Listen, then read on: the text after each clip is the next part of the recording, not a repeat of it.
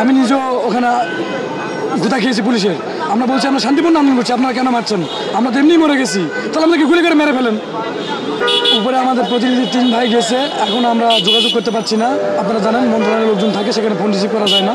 তারা আসলে আমরা বলতে পারবো যে আসলে উপরে কি হচ্ছে। সকাল থেকে আপনারা যে আন্দোলন করলেন কিভাবে পুলিশি বাধার সম্মুখীন হলেন একটু বলেন। আপনারা জানেন সকাল থেকে আমরা শান্তিপূর্ণ মানববন্ধন করছিলাম, আন্দোলন করতেছিলাম। সেখানে পুলিশ আমাদেরকে হেয়পূর্ণ করেছে এবং আমাদের কয়েকটা ভাইয়ের উপরে লাঠিচার্জও করেছে, আপনারা দেখেছেন। আমি নিজেও ওখানে গুতা খেয়েছি পুলিশের। আমরা বলছি আমরা শান্তিপূর্ণ আন্দোলন করছি, আপনারা কেন মারছেন? আমরা তো এমনি মরে গেছি, তাহলে আমাদেরকে গুলি করে মেরে ফেলেন। ওনারা বললে ভাই আপনাদের এটা বিষয়টা হলো প্রবাসী কল্যাণ মন্ত্রণালয়ের বিষয়, আপনারা প্রবাসী কল্যাণ মন্ত্রণালয়ে যা ঘেরাও করেন, এখানে না।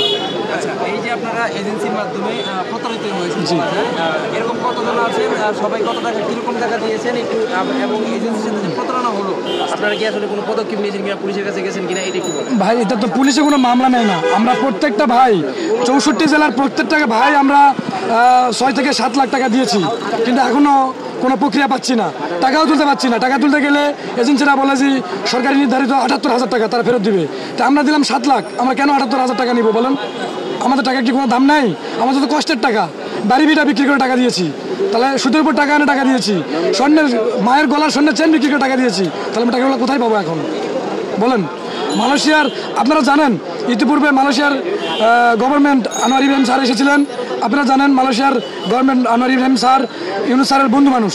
ইউনুস স্যার যদি অনুরোধ করে যে আমাদের দেশে যে 18,000 হোক বা 20,000 হোক, যে লোকগুলো আটকা পড়েছে উনি কিন্তু নিতে বাধ্য, আপনারা জানেন। আচ্ছা, এই যে এখনকার আপনাদের আসলে পারিবারিক অবস্থা, কীভাবে জীবনযাপন করছেন বা কীভাবে জীবন চলছে? পারিবারিক অবস্থা খুবই খারাপ। আমি তো গত 6 মাস থেকে বাড়িতে যেতে পারি না, ঢাকাতেই থাকি, ছোটোখাটো একটা চাকরি করি, কোনো রকম সংসারটা চলে। লোনের উপরে টাকা নেওয়া, কিস্তিও দিতে পারি না, বাড়িতেও যেতে পারি না। সেক্ষেত্রে আজকে যদি আন্দোলনে আসলে দাবি মানা না হয় বা এটি আরও দীর্ঘ হয়, কী করবেন? এখানে আমরা জীবন দিতে প্রস্তুত আছি, এখানেই থাকবো। যদি আমার দাবি পূরণ না হয় আমরা এখানেই থাকবো।